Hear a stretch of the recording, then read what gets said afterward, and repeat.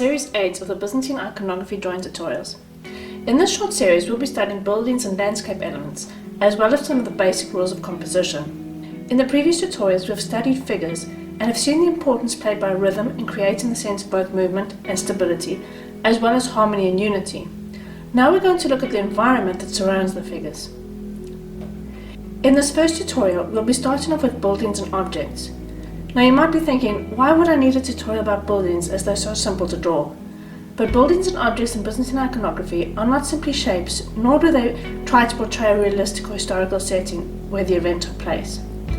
It is important to understand why we draw these elements in the way that we do, because they play a very important role in the rhythm and movements of the icon.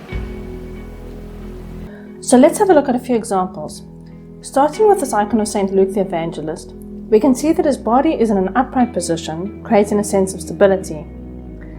But then there is a diagonal line that goes from the corner of the seat through his leg and his right hand in the lectern.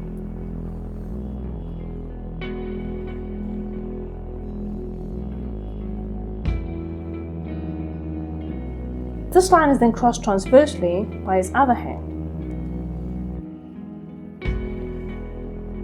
His legs and feet also give movement to the figure. Now let's take a closer look at the objects.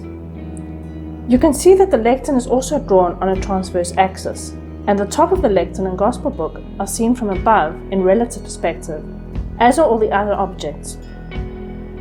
His seat and table have a 3/4 movement out towards the viewer, towards the left, and in contrast his footstool moves in the opposite direction, creating a transverse axis both on the painting surface and out towards the viewer. We can see the building on the left has a movement to the right that follows the same line as the footstool.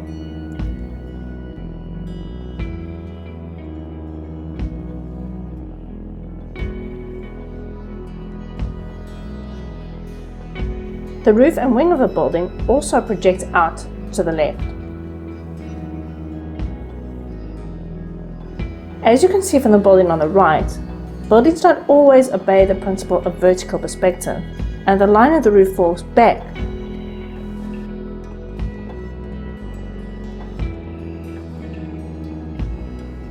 But this also has the effect of projecting the building towards the viewer. We can see that the roof line of this building moves in the opposite direction to the other one. The great iconographers will often play a masterful game between the lines of the roofs falling back and forward to create rhythm. The cloth hanging on the buildings that signifies an event happening indoors plays its part in the rhythm of the composition.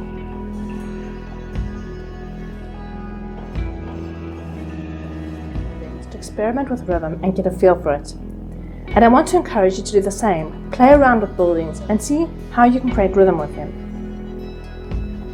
We're going to draw a little walled city, and we'll start off with a domed church. The wall of our city also plays an important role in the rhythm and projection of the image. As you can see, the wall is depicted from the top in relative perspective, and we use diagonal lines to enclose the city.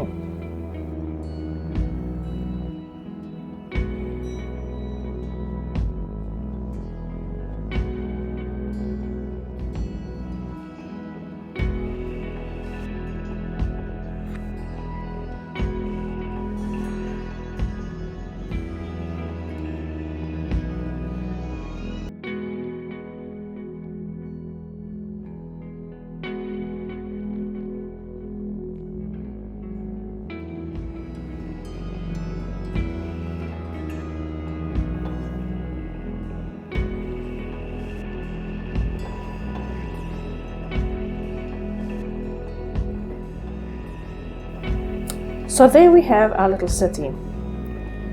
I hope you've enjoyed this tutorial. Until next time, keep drawing.